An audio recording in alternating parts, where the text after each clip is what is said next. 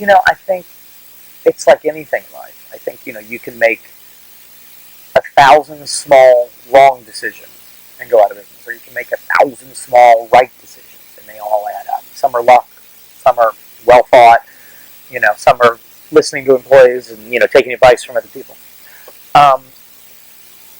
I think when we started this, there was a lot of thought that went into a name, and I think that name has carried us incredibly well, and it hasn't dated, and it isn't specific, and but it's apparent about what we do, and it's an exact reflection of what this business is.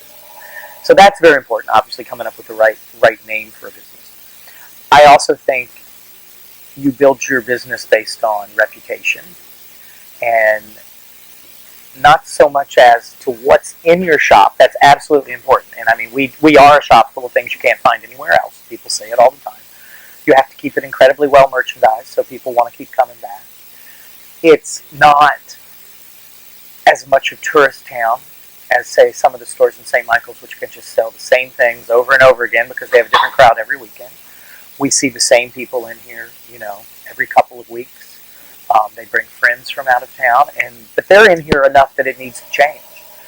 So you have to be real cognizant of that. And I also think the third thing is it's reputation, and you live and die off your reputation, and you can't do what we do and not give good customer service and continue to grow because you just don't get people coming back. It's not like we have a single product.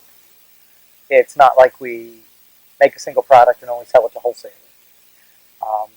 I make the analogy that we're sort of like an hourglass, and I have all of these vendors, all different, that all we buy from, and each one of those comes with pricing and specials and delivery and the myriad of things that can go wrong with anything like that. And then we have to funnel it through the little tiny part of the hourglass out to all these clients that we have. And whether it's Mrs. Jones who comes in and buys a paper napkin, or whether it's Mrs. Smith who comes in and has us decorate her whole house. So the chance of mistakes, things being screwed up, things being mispriced, there's a lot. And it is a very difficult business to run. And the bigger it gets, the harder it is to run. The interior design is a major portion of our business. But you can't define where that comes from all the time. Does it come because they came in here with a friend when they were looking for a house and she said, I need to buy a wedding gift? And then they said, oh, look, I found this great store and it does interior design. So does the storefront bring design business? Or does the person who found us in Home and Design magazine in Washington, who then hires us to decorate her house, think, oh, well, this is the place where I can buy all my Christmas gifts? I mean, so there is some symbiotic and you can't really say, well, if I didn't have the retail, would I do as much business in design? And I mean, that's the eternal debate in-house here. What a lot of the national competitors, I think, big stores have figured out, or even some of the, the main furniture stores in Baltimore or Washington, very rarely do you get to buy what you're sitting on. It's just not geared to that. It's geared to, I'll order that sofa for you. So that means once your floor is set, it can be set for 6 months until you take something off and change it out, which makes it easier on merchandising. But here we've always been, you want to take this, we'll deliver it tomorrow. And those are the kind of things I think that help us. I mean, you can try anything. We'll take this sofa out and set it down in your living room, see if you like it. If you do, great. If not, we'll bring it back. Try before you buy. You can take things out on approval. I mean, those are some of the things that I think about at a certain point. I mean, it's, you know this now from what you do. I mean, there is a Talbot County lifestyle. And I think it's a place for Washingtonians to sort of relax. We do lots of things that are coastal, not in a kind of gimmicky way, but, there's a lot of the river room here, which is something that's definitely regional. I mean, the houses in the suburbs of Washington don't have river rooms. They have sun rooms, I guess. But that's what people come here to buy. They want to live on the water, and they want to have that feeling in their home. That said, we have never been an interior design firm that you hire because they do a look.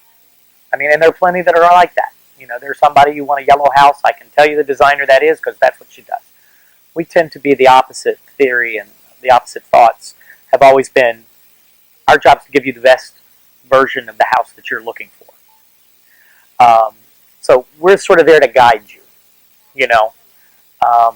So if you want a coastal house, let's give you one that's really beautiful and elegant and sophisticated, but not cute.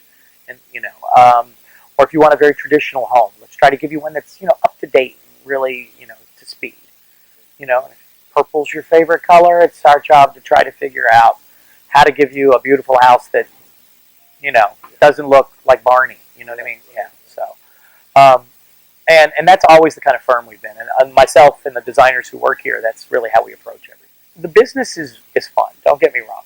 I get so wrapped up in running it that sometimes I do lose the perspective of what it is and how fortunate I am to have ended up with this business. How fortunate I am to have, not lucked into, but have really good employees in a place like this. That you can have 3 really great designers who've made this their home as well. And my sales staff, I think, you look at the my part-time sales staff. I mean, they've been here like 13 years, 11 years, 10 years, and 9 years. So yeah, we don't have a lot of turnover. We have the reputation of being expensive. I mean, I can't be all things to all people, but we're not. I mean, there's a lot of $10 wine glasses and and $25 books, and trust me, our paper cocktail napkins are the same as they are at Hallmark. I mean, but we do sell a higher end of furniture. We price competitively with restoration hardware. I mean, they're not inexpensive. No, we price competitively with other national chains like Our House. But there's going to be custom designer, a design-driven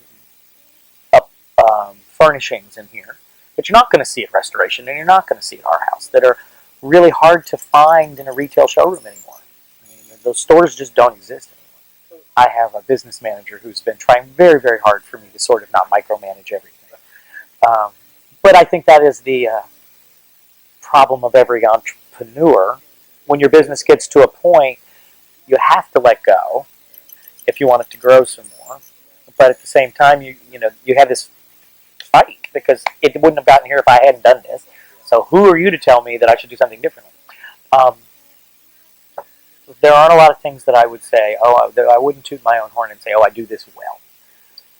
I think there's innate, I don't know how I know, I don't know how I figured it out, I don't know where it comes from, but I've been very fortunate enough to just know what people are going to buy. And there is a gift to that I don't know where it came from.